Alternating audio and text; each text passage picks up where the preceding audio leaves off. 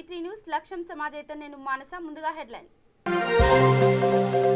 రైతులకు ఏపీ ప్రభుత్వం శుభవార్త రాష్ట్ర వ్యాప్తంగా వైఎస్ఆర్ అగ్రి ల్యాబ్స్ ఏర్పాటుకు ఉత్తర్వులు జారీ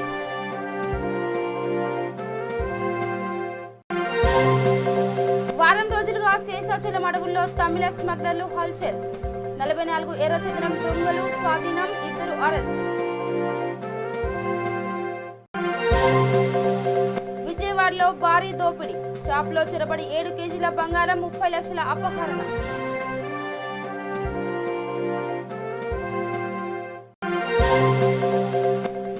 విశాఖలో బాలుడి కిడ్నాప్ కేసును ఛేదించిన పోలీసులు ఓ మహిళతో సహా 4 నిందితులు అరెస్ట్ ఇక ఆంధ్రప్రదేశ్ ప్రభుత్వం రైతులకు శుభవార్త చెప్పింది.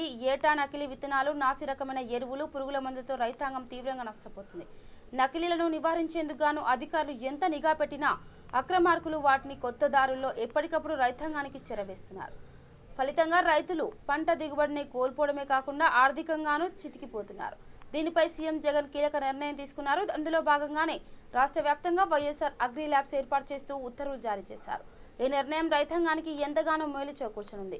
రాష్ట్రంలో 13 అగ్రి ల్యాబ్లు, జిల్లా స్థాయిలో 147 నియోజకవర్గ స్థాయి మరో 4 వైఎస్ఆర్ అగ్రి ల్యాబ్స్ ఏర్పాటుకు అనుమతులు వచ్చాయి. విశాఖ, గుంటూరు, ఏలూరు, తిరుపతి నగరాల్లో ప్రాంతీయ ల్యాబ్స్ ఏర్పాటు చేసేందుకు నిర్ణయించారు.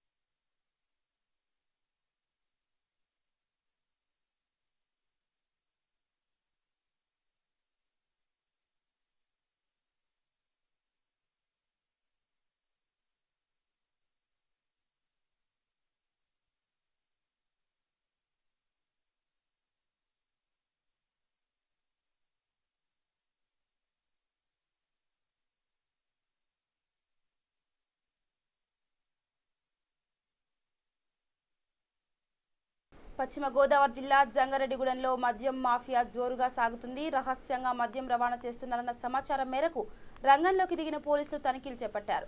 ఈ తనిఖీల్లో సుమారు 20 లక్షల రూపాయల విలువ గల 4275 మద్యం బాటిల్ స్వాధీనం చేసుకుని డ్రైవర్ని అరెస్ట్ చేశారు.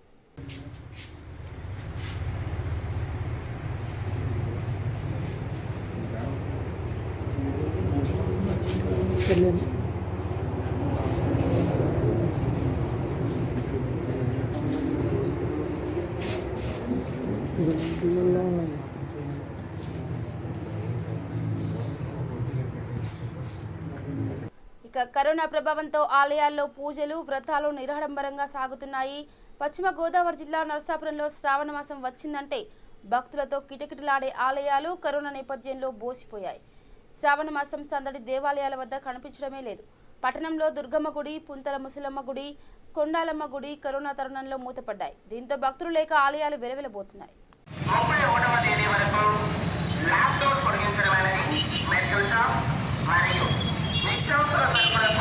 ఉదయం 6 గంటల నుండి 11 గంటల వరకు మాత్రమే.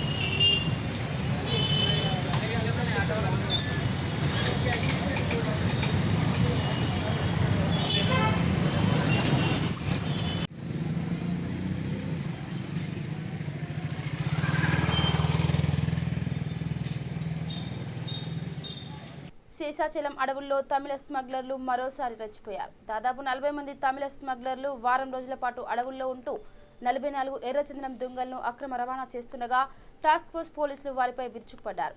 దీంతో ఎదుటివాడికి తగిన స్మగ్లర్లు ఒక కానిస్టేబుల్ను గాయపరిచారు. ఇద్దరు స్మగ్లర్లను పట్టుకోగా మిగిలిన వారు దుంగలను పడేసి పారిపోయారు. లోడ్ చేయడానికి సిద్ధంగా ఉన్న బొలెరో వాహనాన్ని స్వాధీనం చేసుకున్నట్లు టాస్క్ ఫోర్స్ ఇన్ఛార్జ్ రవిశంకర్ తెలిపారు. అరెస్ట్ అయిన వారిలో ప్రభు అనే వ్యక్తి కానిస్టేబుల్ ను గాయపరిచినట్లు తెలిపారు. ఇతను 2014లో అటవీశాఖ అధికారులను హత్య చేసిన కేసులో నిందితుడు అని, మరో వ్యక్తి సురేష్ కూడా ఎర్రచందనం స్మగ్లింగ్ చేస్తూ పట్టుబడి శిక్ష అనుభవించిన నేరస్తుడని తెలిపారు. పక్కా సమాచారంతో తమిళ స్మగ్లర్లు తిరిగి శేషాచలము అడవుల్లో ఎంటర్ అయ్యి ఈ స్మగ్లింగ్ యాక్టివిటీస్ని మొదలుపెట్టారని చెప్పి పక్కా ఇన్ఫర్మేషన్ వచ్చిందండి. ఆ ఇన్ఫర్మేషన్తోనే గత ఒక నెల రోజులుగా మా టీమ్స్ అన్నీ కూడా చాలా చక్కగా ఆపరేషన్స్ 24 గంటలు కూడా ఫారెస్ట్లోనే ఉండి ఈ చర్యల్ని కట్టివేయడానికి తిరుగుతూ రాత్రి పగుళ్ళు శ్రమిస్తూ ఉన్నారండి. గతంలో కూడా ఈ వారం 10 రోజుల క్రితం కూడా 2 సార్లు చాలా చక్కని ట్రాప్ చేశారండి మా అండ్ లింగాధర్ టీమ్స్. చాలా చక్కమైన క్యాచెస్ చేశారు. కాకపోతే దాంట్లో ఏమంటే ముద్దాయిలు వీళ్ళు తప్పించుకోకపోవడం జరిగింది. మా టీమ్స్ మీద రాళ్ళు రువ్వి వాళ్ళు పారిపోవడం జరిగింది. ఈసారి పక్కా సమాచారంతో 2 రోజుల నుంచే గాలింపు చర్యలు చేపట్టడం జరిగిందండి.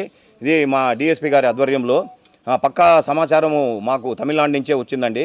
ఈ జావాది మలై నుంచి స్మగ్లర్స్ని ఒక మేస్త్రి అయినటువంటి అశోక్ అనే మేస్త్రి తీసుకొని వచ్చి ఇక్కడనే 1 వీక్కి వాళ్ళు ఉండేదానికి తయారయ్యి ఈ సంపదని కొట్టి తీసుకెళ్ళడానికి స్మగ్లింగ్ చేయడానికి వచ్చారని చెప్పేసి ఆ ఇన్ఫర్మేషన్తోనే మా టీమ్స్ అన్నీ కూడా ఆపరేషన్లో దిగాయండి.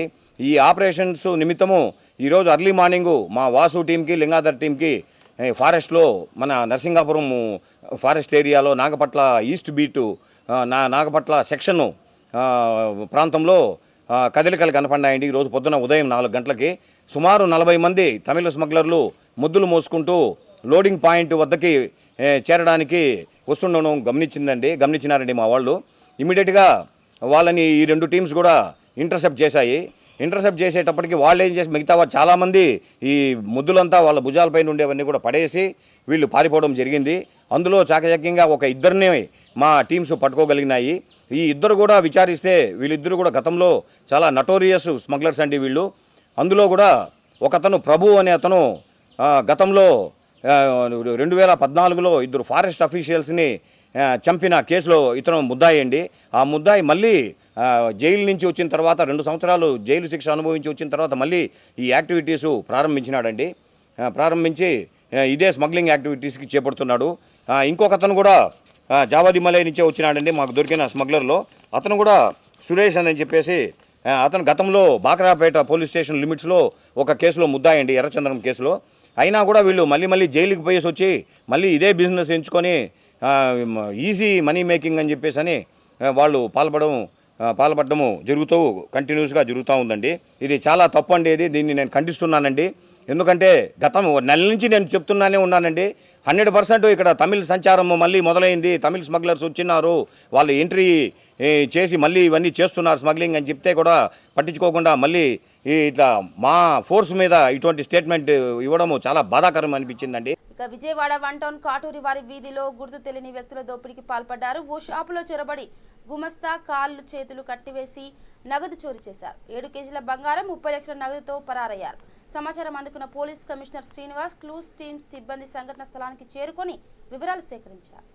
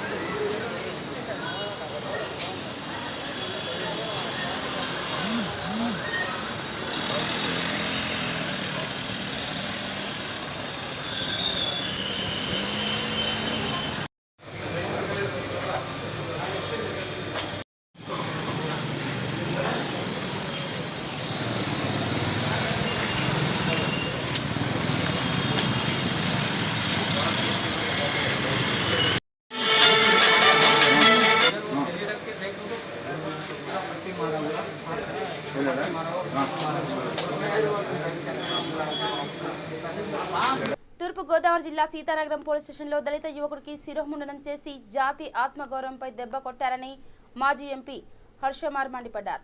రాజమహేంద్రవరంలో బాలికపై సామూహిక అత్యాచారం చేసి నిందితులు బాలికను పోలీస్ స్టేషన్ వద్ద వదిలేశారని, అక్కడ బాలికను పోలీసులు కొట్టారని ఆరోపించారు. ఆ విషయాన్ని ఎఫ్ఐఆర్ నుంచి తొలగించి బాలిక కుటుంబానికి ఆర్థిక సహాయం చేశారన్నారు. మాస్క్ పెట్టుకోలేదని చీరాలలో ఎస్సీ యువకుడిని కొట్టి చంపారని మండిపడ్డారు. దీనిపై కేసు నమోదు చేయలేదని మండిపడ్డారు. ఈ 3 ఘటనలపై నిర్ణీత గడువులోగా న్యాయ విచారణ జరిగేలా చూడాలని డిమాండ్ చేశారు.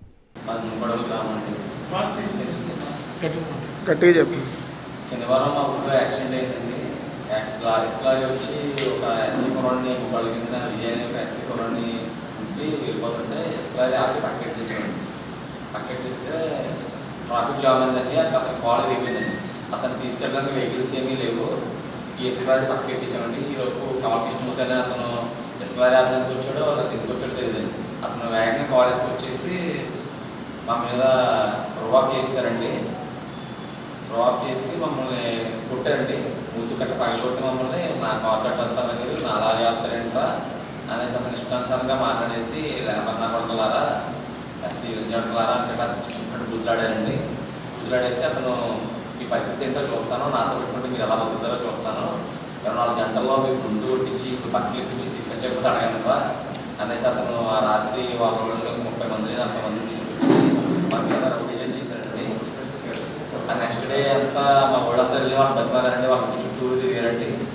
తిరిగిన ఏదో పట్టించుకోకుండా సోమవారం ఉదయం పోలీసులు పంపించారండి. ఇంటికి హెడ్ కానిస్టేబుల్ అప్పారావు గారిని, కానిస్టేబుల్ రామచంద్రం గారిని, ఎస్ఐ ఫిరోజ్ గారిని ముగ్గురు మా ఇంటికి పంపించి దౌర్జన్యంగా నన్ను ఇంటికాడ నుంచి కాళ్ళ పట్టుకుని స్టేషన్ వరకు ఈడ్చుకుంటూ లాక్కుంటూ వెళ్ళారండి. హెడ్ కానిస్టేబుల్ అప్పారావు గారు చేశారండి ఇదంతానే. ఇందులో గాంధీ కానిస్టేబుల్కి అసలు ఏ సంబంధం లేదండి.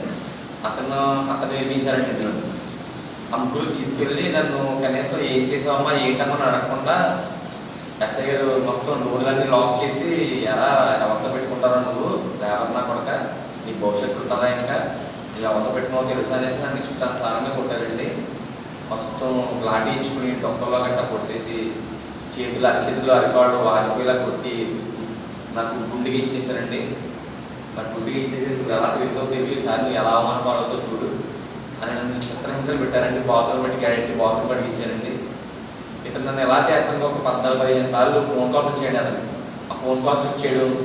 సార్ అదే పని మీద ఉన్నాను, ఆడపనే చూస్తాను అంటూ నన్ను ఇంకా కొట్టేవాడు.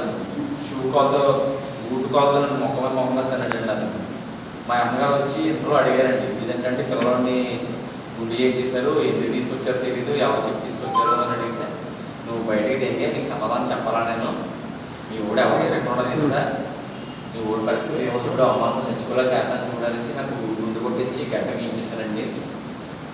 తర్వాత సిఐ గారికి మా అమ్మగారు ఎస్పీ మేడంకి కంప్లైంట్ ఇస్తే సిఐ గారు వచ్చారండి. సిఐ గారు వచ్చి ఎస్ఐ గారు తిట్టి మాతో కంప్లైంట్ తీసుకుని ఇంటికి పంపించేసరికి తెల్లవారుజాము 4 అయిపోయిందండి. సోమవారం మధ్యాహ్నం 12 గంటల టైంకి తీసుకెళ్ళారు. ఆ నైట్ 4 గంటల వరకు నన్ను కొడుతూ అలా చేస్తూ 4 గంటలు పంపించారండి ఇంటికి. పంపితే సోమవారం ఉదయం మళ్ళీ హాస్పిటల్ లేగలే పరిస్థితులు అయిపోయినండి. ఇంకా అస్సలు లేకపోతున్నాండి. ఈ 2 కాళ్ళు విడదీసి కాళ్ళ మీద ఎక్కి చెప్పలేని స్థానాల్లో కొట్టారండి. చెప్పని ప్లేస్లో కొట్టారండి. విశాఖలో కలకలం రేపిన బాలుడి కిడ్నాప్ ఉదంతాన్ని పోలీసులు ఛేదించారు. 2 సంవత్సరాల బాలుడు గణేష్ కిడ్నాప్ కేసు సుఖాంతమైంది. కేసు నమోదు చేసిన 24 గంటల్లోనే పోలీసులు కిడ్నాప్ ఛేదించారు. ఈ నెల 21వ తేదీ అర్ధరాత్రి ఆర్టీసీ కాంప్లెక్స్ సమీపంలో బాలుడు గణేష్ కిడ్నాప్ కు గురయ్యాడు. సీసీ ఫుటేజ్ ఆధారంగా ఆటోలో బాబును కిడ్నాప్ చేసినట్లు గుర్తించిన పోలీసులు విచారణ చేపట్టి విజయనగరంలో నిందితులను అదుపులోకి తీసుకున్నారు. ఈ కేసులో ఒక మహిళతో సహా మొత్తం 4గురిని అరెస్ట్ చేసి బాలుని తల్లిదండ్రులకు అప్పగించినట్లు సిపి మీనా తెలిపారు.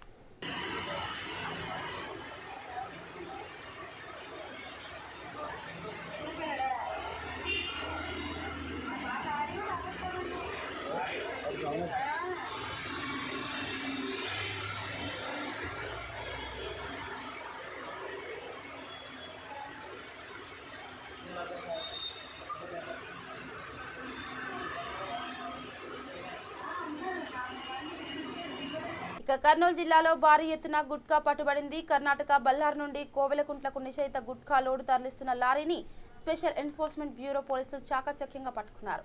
60 లక్షల విలువ చేసే గుట్కా ప్యాకెట్లు స్వాధీనం చేసుకుని 3గురిని అదుపులోకి తీసుకున్నారు. పరారీలో కోవెలకుంటకు చెందిన గుట్కా డాన్ మనోహర్ కోసం పోలీసులు గాలిస్తున్నారు.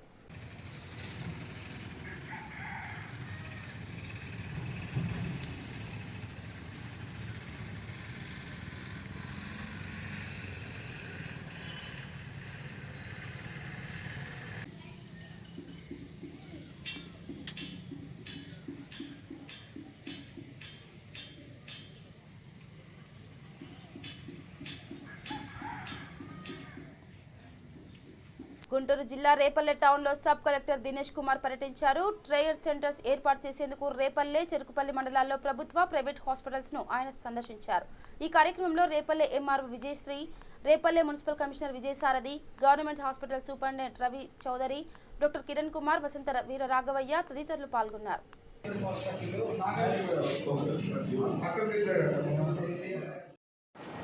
అందరికీ నమస్కారం. మనకి తెనాలి డివిజన్లో అలాగే గుంటూరు జిల్లాలో కరోనా కేసెస్ పెరుగుతున్న నేపథ్యంలో మనకి డిజర్వింగ్ పీపుల్ ఎవరైతే ఉంటారో నిజంగా హాస్పిటలైజేషన్ అవసరమైనటువంటి వాళ్ళనే హాస్పిటల్కి వెళ్ళే విధంగా ప్లాన్ చేయడానికి ఈరోజు ట్రయల్ సెంటర్స్ ఎస్టాబ్లిష్ చేయడం జరుగుతుంది. సో దట్ ఎవరైతే ఈసారి నుంచి కోవిడ్ పాజిటివ్గా నిర్ధారించబడతారో వాళ్ళందరినీ కూడా హాస్పిటల్లో ఉంచడం కాకుండా మనందరికీ తెలిసిన విషయం ఇందులో 80% ఆఫ్ ద పీపుల్కి అసలు డాక్టర్ సూపర్విజన్ లేకుండానే కరోనా తగ్గిపోతుంది. సో అలాంటి వాళ్ళందరినీ కూడా కోవిడ్ కేర్ సెంటర్స్ అలాగే హాస్పిటల్స్లో అడ్మిట్ చేయడం వల్ల ఆ మిగిలిన 20% ఎవరికైతే నిజంగా హాస్పిటల్ బెడ్స్ అవసరమో లేకపోతే కోవిడ్ కేర్ సెంటర్లో అడ్మిషన్ అవసరమో అడ్మిషన్ లేనటువంటి పరిస్థితి ఈరోజు. సో ఆ పరిస్థితిని అధిగమించాలని చెప్పి మన జిల్లా కలెక్టర్ గారి ఆదేశాల మేరకు ఒక ట్రయల్ సెంటర్స్ని మనం ఎస్టాబ్లిష్ చేయడం జరుగుతుంది. ముఖ్యంగా మనం తెనాలి డివిజన్ వరకు చూసుకున్నట్లయితే 3 ట్రయల్ సెంటర్స్ ఫస్ట్ ప్రయారిటీగా ఎస్టాబ్లిష్ చేయడం జరుగుతుంది. ఒకటి తెనాలిలో ఆల్రెడీ ఎస్టాబ్లిష్ చేసాము, కొన్నూరులో కూడా ఒకటి ఐడెంటిఫై చేసాము, అండ్ రేపల్లె కాన్స్టిట్యున్సీకి సంబంధించి ట్రయల్ సెంటర్స్ ఎక్కడ ఎస్టాబ్లిష్ చేయాలని చెప్పి ఈరోజు ఫీల్డ్ ఇన్స్పెక్షన్ చేయడం జరిగింది. సో ఐదర్ మనకి చెరుకుపల్లిలో కానీ లేకపోతే రేపల్లెలో ఉన్నటువంటి హాస్పిటల్స్లో కానీ ఇది అరేంజ్ చేయడం జరుగుతుంది. మేబీ ఇన్ డే ఆర్ 2 ఒక 1 డేలోనే వీటిని ఆపరేట్ చేయడానికి ప్రయత్నిస్తాము. సో కరోనా పాజిటివ్ వచ్చిన పేషెంట్స్ అందరినీ కూడా ఫస్ట్ ట్రయల్ సెంటర్కి తీసుకెళ్ళడం జరుగుతుంది. ఆ ట్రయల్ సెంటర్లో ఎక్స్రే తీసి వాళ్ళకి బ్లడ్ శాంపుల్ కలెక్ట్ చేసి దాని తర్వాత వాళ్ళకి saturation levels, oxygen saturation levels చూసిన తర్వాత అక్కడ ఉన్నటువంటి డాక్టర్ డెసిషన్ తీసుకుంటారు. వాళ్ళు హోమ్ ఐసోలేషన్లో ఉండొచ్చా వాళ్ళ పరిస్థితి బట్టి, లేకపోతే కోవిడ్ కేర్ సెంటర్లో ఉండాలా, లేకపోతే హాస్పిటల్ అడ్మిట్ అవ్వాలని చెప్పి వాళ్ళు డెసిషన్ తీసుకుంటారు. వాళ్ళ డెసిషన్ ప్రకారం మనం వీరందరినీ హాస్పిటల్స్కి కానీ కోవిడ్ కేర్ సెంటర్స్కి కానీ హోమ్ ఐసోలేషన్స్కి కానీ పంపించడం జరుగుతుంది. సో ఎంటైర్ సిస్టమ్ కూడా మనకి డీసెంట్రలైజ్ అయిపోయింది కాబట్టి ఇప్పుడు మనకి డివిజనల్ స్థాయిలో సబ్ కలెక్టర్ ఆఫీస్లోంచి ఎంటైర్ కోవిడ్ ఆపరేషన్స్ కూడా మానిటర్ చేయడం జరుగుతుంది. సో దీంట్లో భాగంగానే ఈరోజు ట్రయల్ సెంటర్స్ ఐడెంటిఫై చేసాము. మేబీ ఆల్రెడీ నోటిఫికేషన్ వచ్చింది కలెక్టర్ గారి దగ్గర నుంచి. ఆ ప్రొసీడింగ్స్కి కొంచెం మార్పులు చేర్పులు ఉండే అవకాశం ఉంది కాబట్టి డాక్టర్స్ అందరూ కూడా ఒకవేళ ఏదైతే సెలెక్ట్ చేస్తామో దానికి కోఆపరేట్ చేయాలని చెప్పి కోరుతున్నాను. ఎందుకంటే ఇది ఒక ఎమర్జెన్సీ టైం, మనం అందరం ఒక పాండమిక్లో ఉన్నాం కాబట్టి సో గవర్నమెంట్ యొక్క ఇన్స్ట్రక్షన్స్. పశ్చిమ గోదావరి జిల్లా ఏలూరులో భారీగా రేషన్ బియ్యం పట్టుబడింది. ఏలూరు చేపల తూము సెంటర్లోని 71వ నెంబర్ రేషన్ దుకాణం నుంచి 50 కేజీలు గల 141 బస్తాలు రేషన్ బియ్యాన్ని వాహనంలోకి ఎక్కించి తరలించేందుకు ప్రయత్నిస్తుండగా విజిలెన్స్ అధికారులు దాడి చేసి పట్టుకున్నారు. వీటిని తూర్పు గోదావరి జిల్లా రామచంద్రపురానికి వ్యక్తి తరలిస్తుండగా అధికారులు గుర్తించారు. దుకాణం డీలర్ రామకుమారి, వాహన డ్రైవర్ పవిత్ర కుమార్ పై కేసు నమోదు చేసినట్లు అధికారులు తెలిపారు.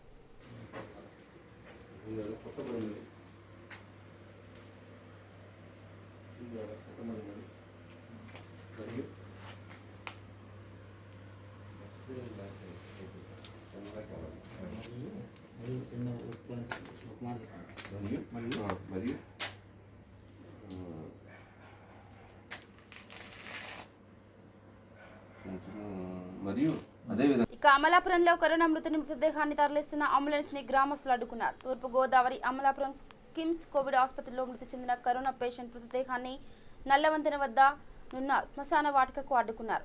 పరిస్థితి ఉద్రిక్తంగా మారడంతో ఘటనా స్థలానికి చేరుకున్న సిఐ సురేష్ బాబు బృందం స్థానికులతో చర్చలు జరిపి మృతదేహాన్ని అంత్యక్రియలకు పంపించారు. ప్రజల్లో ఎటువంటి అపోహలు ఉండకూడదని, అడ్డుకున్న వారిపై తగిన చర్యలు తీసుకుంటామని తెలియజేశారు.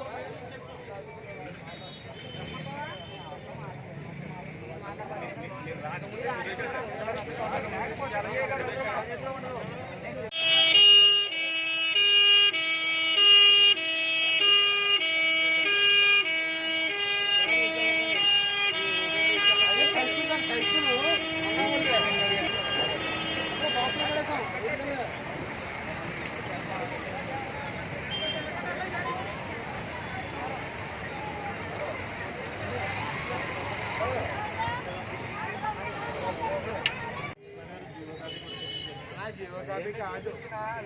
వారి ప్రజల్లో కావాలక్ష ఉంటాయి. మీరు వీడియో తెలియదు కాదు. లేదండి, నాకు మీరు చెప్పింది బాగుందండి. ఎవరు శత్రువులు కాదు, ఎవరు మిత్రులు కాదు. ఇంట్లోకి వస్తావా?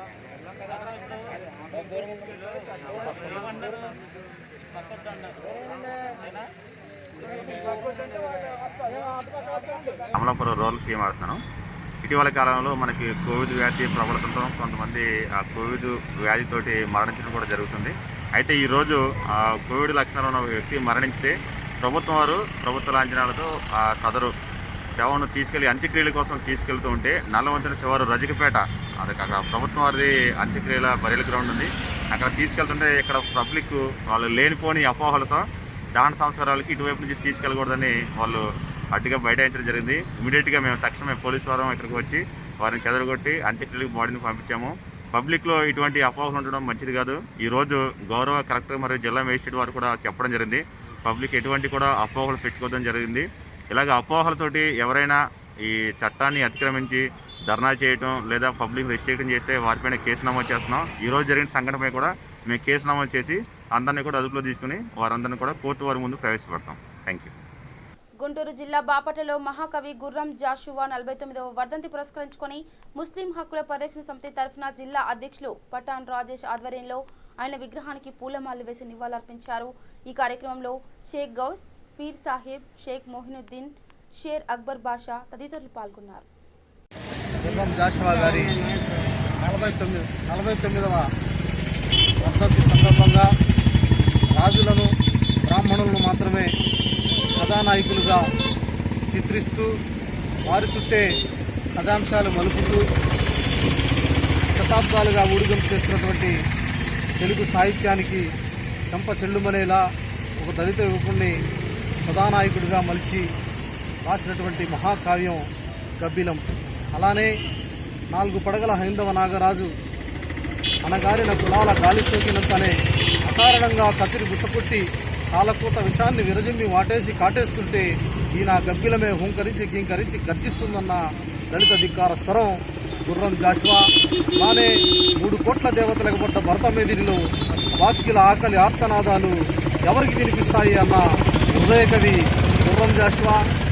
ముస్లిం స్త్రీల పట్ల ముస్లిం స్త్రీల ఔన్నత్యాన్ని, వారి యొక్క క్రమశిక్షణాయుతమైన సాంప్రదాయ సిద్ధమైన జీవనశైలిని అపారంగా గౌరవించి మరి వారి పట్ల వారికి ఉన్న గౌరవాన్ని ఆయన తిరదౌసి ముంతాజ్ మహల్లో మరి ఆయన చాటి చెప్పి ఆయన అభిమానాన్ని చాటుకున్నారు. అలానే ఆయన ఒకటే చెప్పారు, నాకు గురువులు ఇద్దరే, ఒకరు పేదరికం, మరొకరు వివక్ష. ఒకరు నాకు సహనాన్ని నేర్పితే మరొకరు నాకు ధైర్యాన్ని నేర్పారే తప్ప ఏనాడు నిరాశ నిస్పృహలకు గురి చేయలేదు. నిఖిల లోకమెట్లు నిర్ణయించిన నాకు తరుగులేదు, విశ్వ నరుడ నేను అన్న మహాకవి గుర్రం జాషువా. అలానే ఆయన ఈ తెలుగు తల్లి మెడలో చెరిగిపోని అక్షరాల దండ అని ఈ సందర్భంగా మేము ముస్లిం హక్కుల పరిరక్షణ సమితి నుంచి తెలియజేసుకుంటున్నాం. చిత్తూరు జిల్లా తిరుపతిలో భారతీయ రైల్వేల ప్రైవేటీకరణకు వ్యతిరేకంగా దేశవ్యాప్తంగా తిరుపతి ఐఎఫ్టియు కమిటీ ఆధ్వర్యంలో రైల్వే స్టేషన్ వద్ద ధర్నా చేపట్టారు. ఈ కార్యక్రమాన్ని ఉద్దేశించి మన ఐఎఫ్టియు జిల్లా ఉపాధ్యక్షులు పి సత్తార్ గారు మాట్లాడుతున్నారు. ఓకే మిత్రులారా, ఈరోజు భారతదేశాన్ని ప్రపంచంలోనే గొప్ప దేశంగా తీర్చిదిద్దామని మోడీ గారు, ఆయన ప్రభుత్వం గొప్ప దేశంగా తీర్చిదిద్దామో తెలియదు, కానీ అత్యంత గొప్పగా ఈ దేశానికి కావాల్సిన రెవెన్యూని ఇస్తున్నటువంటి రైల్వేని మాత్రం ప్రైవేటీకరణ చేయడానికి ముందుకు వచ్చేసారు. ఈరోజు రైల్వేలో విపరీతమైనటువంటి ఆదాయం వస్తున్నా ప్రైవేటు మౌజు మీద, ప్రైవేటు వ్యక్తుల మీద పెట్టినటువంటి అంకిత భావంతో వాళ్ళకు నమ్మిన వ్యక్తిగా ఈరోజు రైల్వేని ప్రైవేటీకరణ చేయడానికి కూరుకుని అనేక మంది రైల్వే ఉద్యోగుల్ని వీధుల పాలు చేయడానికి మోడీ ఈరోజు సిద్ధపడ్డాడు. అంతేకాదు, మోడీ గారు రైల్వేని ప్రైవేటీకరణ చేయడం వల్ల జరిగేటువంటి దుష్ఫలితాలను కూడా ఏమాత్రం పాటించలేదు. రైల్వేని ప్రైవేటీకరణ చేయటం వల్ల రైల్వేలో పనిచేసిన చాలామంది ఉద్యోగం కోల్పోతారు. అంతేకాదు, ప్రైవేటీకరణ భాగంలో రైల్వే ఉద్యోగుల యొక్క జీతాలు తగ్గించబడతాయి. అంతేకాదు ఉద్యోగాలు తీసేయడమే కాకుండా వెంటనే అవుట్సోర్సింగ్ కాంట్రాక్ట్ కార్మికులు ప్రవేశపెట్టబడుతూ ఉద్యోగ భద్రత రైల్వే కార్మికులు కోల్పోయే పరిస్థితి ఈరోజు దాపురించింది.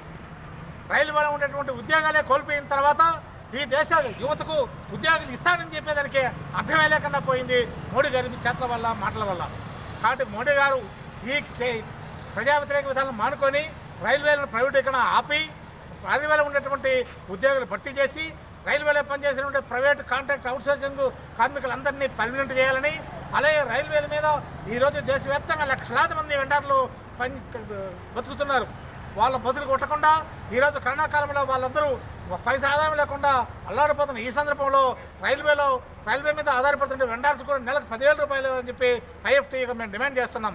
అయితే హెచ్చరిస్తున్నాం కేంద్ర ప్రభుత్వాన్ని, మోడీ గారిని, ఈ ప్రజా వ్యతిరేక విధానాలను ఆపకపోతే, రైల్వే ప్రైవేటీకరణ ఆపకపోతే, అలాగే రైల్వేలో ఖాళీలు నింపకపోతే, ప్రైవేట్గా అవుట్సోర్సింగ్ ఉండే వాళ్ళని పర్మనెంట్ చేయకుండా వెండర్స్ను ఆదుకోకుండా ప్రైవేటీకరణ అనేటువంటి మంత్రాన్ని చెప్పిస్తే మాత్రం దేశవ్యాప్తంగా ఎఫ్టీయూ తయారు ఆధ్వర్యంలో ఖచ్చితంగా ప్రభుత్వ వ్యతిరేక విధానాలకు ఆందోళన కార్యక్రమం చేపడతామని చెప్పి మోడీ గారిని హెచ్చరిస్తూ మరొక్కమరి అడుగుతున్నాము. దయచేసి రైల్వేని ప్రైవేటీకరణ చేయొద్దని, ఆపాలని మోడీ గారికి, కేంద్ర ప్రభుత్వానికి మేము హెచ్చరికగా చెప్తున్నాము. ఇక బులెటిన్ ముగించే ముందు హెడ్లైన్స్ మరోసారి. రైతులకు ఏపీ ప్రభుత్వం శుభవార్త. రాష్ట్ర వ్యాప్తంగా వైఎస్ఆర్ అగ్రి ల్యాబ్స్ ఏర్పాటుకు ఉత్తర్వులు జారీ.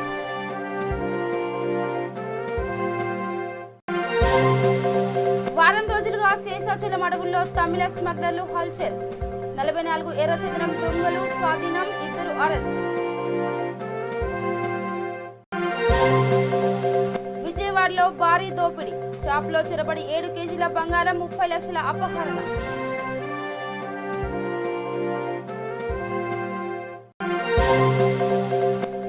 విశాఖలో బాలుడి కిడ్నాప్ కేసును ఛేదించిన పోలీసులు. ఓ మహిళతో సహా 4 నిందితులు అరెస్ట్. ఇవి bulletin updates. Keep watching V3 news. లక్ష్యం సమాజ్ అయితే నమస్కారం.